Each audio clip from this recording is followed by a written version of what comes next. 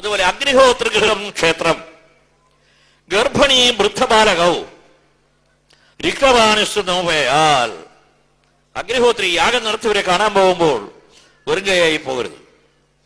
ഗർഭിണി, പ്രസവത്തോട് അടുക്കാറായ ഒരു ഗർഭിണിയെ കാണാൻ പോകുമ്പോൾ എന്തെങ്കിലും മധുരപദാർത്ഥം കൊണ്ടുപോയിക്കൊള്ളണം.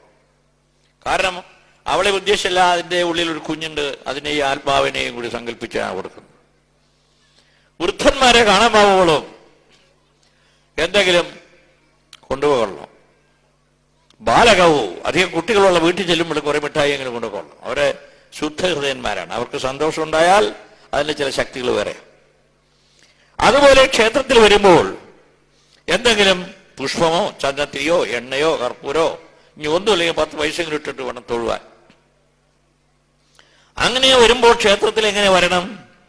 തൈലാഭ്യംഗം കൃതാഭ്യംഗം ശിരസാ വേഷ്ടനം തഥാ കഞ്ചുകാവരണം ജാപി വർജയിൽ ദേവമന്ദിരേ. എണ്ണ തേച്ചുകൊണ്ട് അമ്പലത്തിൽ കയറാൻ പാടില്ല. ഘൃതാഭ്യംഗം നെയ് തേച്ചുകൊണ്ട് കയറിക്കൂടാ. ശിരസാ വേഷ്ടനം തഥാ തലയിൽ കെട്ടിക്കൊണ്ട് അമ്പലത്തിൽ കയറിക്കൂടാ. കഞ്ചുകാവരണം ജാപി ഷർട്ടിട്ടുകൊണ്ട് അകത്ത് കയറിക്കൂടാ. വർജയിൽ ദേവമന്ദിരേ. അപ്പോൾ ചോദ്യം വരും, സ്ത്രീജനങ്ങളോ എന്ന്. അതിന് പുറകെ പ്രമാണം വേറെ വരുന്നുണ്ട്. കഞ്ചുകാവരണം സ്ത്രീണാം അവശ്യം ക്ഷേത്രദർശനേ. സ്ത്രീകൾ ചട്ടയിടാതെയും കയറരുത്. ചട്ടിയിട്ടേ കയറിക്കൂടൂ. എന്താ ഇങ്ങനെയൊക്കെ വിധിച്ചതിന് വല്ല നിയമമുണ്ടോ? അതിന് അടിസ്ഥാനപരമായി വല്ല ശക്തി ഉണ്ടോ? ഇതിൽ വല്ല രഹസ്യമുണ്ടോ? ഈ നിയമാവലി എഴുതി വെച്ച ക്ഷേത്രപ്രവേശന വിളംബരത്തിലാണ്. അന്ന് ക്ഷേത്രപ്രവേശന വിളംബരത്തിൽ ഈ ഷർട്ടിട്ട് കയറുന്നതിനെ സംബന്ധിച്ച് പല തന്ത്രിമാരെയും വരുത്തി ചർച്ച ചെയ്തിട്ട് പൂർണ്ണമായ സമാധാനം കിട്ടാതെ സർ പി രാമസ്വാമി അയ്യർ ഡൽഹിയിൽ പോയി മദൻ മോഹൻ മാളവ്യ മുതലായ മഹാപണ്ഡിതന്മാരെയും സിദ്ധന്മാരെയും കണ്ട് കേരളത്തിലെ തന്ത്രവിധാനം തന്നെ പ്രത്യേകതയുണ്ടെന്നും അതുകൊണ്ട് അവിടെ ഷർട്ട് ഉപയോഗിക്കുന്നത് ശരിയല്ല, സമശീതോഷ മേഖലയായതുകൊണ്ട് തണവിന്റെ ഒന്നും ബുദ്ധിമുട്ടില്ല, അതുകൊണ്ട് ഷർട്ട് ഉപയോഗിക്കാണ്ടിരിക്കുന്നത് കൊള്ളാം. എന്തുകൊണ്ട്? ഗൗഡേ വിദ്യ ശിവച്ചോലെ മന്ത്രസിദ്ധിസ്തു കേരളേ കർണാടകേ അങ്കനാഭാഗ്യം കശ്മീരേജ ചതുഷ്ടയം. ഗൗഡദേശത്തായിരുന്നു വിദ്യക്ക് പ്രാബല്യം, ചോലരാജ്യത്തായിരുന്നു ശൈവന്മാരധികം. മന്ത്രസിദ്ധിസ്തു കേരളേ, മന്ത്രസിദ്ധി ഉള്ളവര് കേരളത്തിൽ അധികം ഉണ്ടായിരുന്നു. അതുകൊണ്ടാണ് പരശുരാമൻ കേരളത്തിൽ അനവധി ക്ഷേത്രങ്ങൾ പ്രതിഷ്ഠിച്ചു, തന്ത്രം കൊടുത്തു എന്നെല്ലാം പറയാനുള്ള കാരണം. എന്തുകൊണ്ട് ഈ ഷർട്ട് ഇടാൻ പാടില്ല? ഇട്ടാലെന്താ ദോഷം എന്നൊരു ചോദ്യം വരാം. പുരുഷ ശരീരവും സ്ത്രീ ശരീരവും തമ്മിൽ വ്യത്യാസമുണ്ട്. എങ്ങനെ? ഭൂമിയും നദികളും തമ്മിലുള്ള വ്യത്യാസം പോലെയാണ്.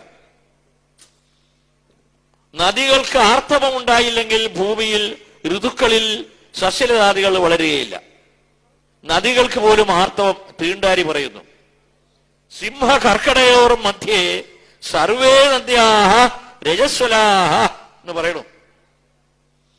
അതുണ്ടായാലേ സസ്യലതാദികൾ ഭൂമിയിൽ ഋതുഭേദമനുസരിച്ച് ഐശ്വര്യം വിതറുകയുള്ളൂ.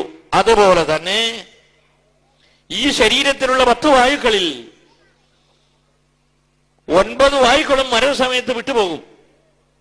അത് കോട്ടുവായിടുന്ന ഒരു വായുവിന്റെ ശക്തിയാണെങ്കിൽ, തുമ്മുന്നത് വേറൊരു വായുവിന്റെ പ്രവർത്തനമാണെങ്കിൽ, കീശ്വാസം പോകുന്ന വേറൊരു വായുവിന്റെ പ്രവർത്തനമാണെങ്കിൽ, സ്ത്രീ സംയോഗം ചെയ്യുമ്പോൾ ഒരു വായുവിന്റെ പ്രവർത്തനമാണെങ്കിൽ, ഇതൊന്നുമില്ലാത്ത ഒരു വായു സ്ത്രീജനങ്ങൾക്ക് പ്രസവവായു പരിണമിക്കുന്നുണ്ടാവാം.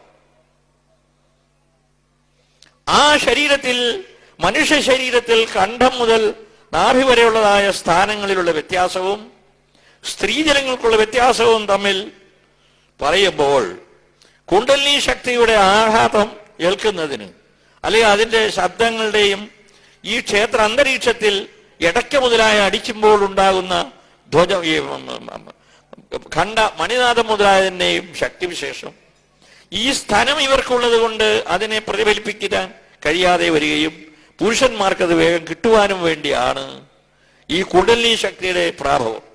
ഇപ്പൊ ഇടയ്ക്കൊക്കെ അടിക്കുന്നത് വാസ്തവത്തിൽ എന്താണ് ഒരു മേളമടിക്കുന്നു എന്നുള്ളതല്ല അതിന്റെ ഉള്ളില്. ഈ ശാരശിവഗുരുദേവ പദ്ധതി എന്ന ഗ്രന്ഥത്തിൽ തദ്രസമുച്ചയകാരൻ അത്രയും പറയുന്നില്ലെങ്കിലും തതഞ്ചവിതഞ്ചൈവ തത്വമസി തത്വമസി മുതലായ വേദമന്ത്രങ്ങളുടെ ധ്വനിയാണ് അകത്തേക്ക് ചൈതന്യം വർദ്ധിക്കുന്നതെന്നർത്ഥം.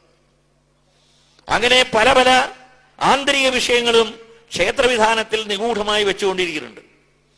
മന്ത്രങ്ങളുണ്ട്. ഇപ്പൊ ഇവിടെ നേരത്തെ ഹരേ രാമ രാമ രാമ ഹരേ ഹരേ, ഹരേ കൃഷ്ണ കൃഷ്ണ കൃഷ്ണ ഹരേ ഹരേ എന്ന് ജപിച്ചു.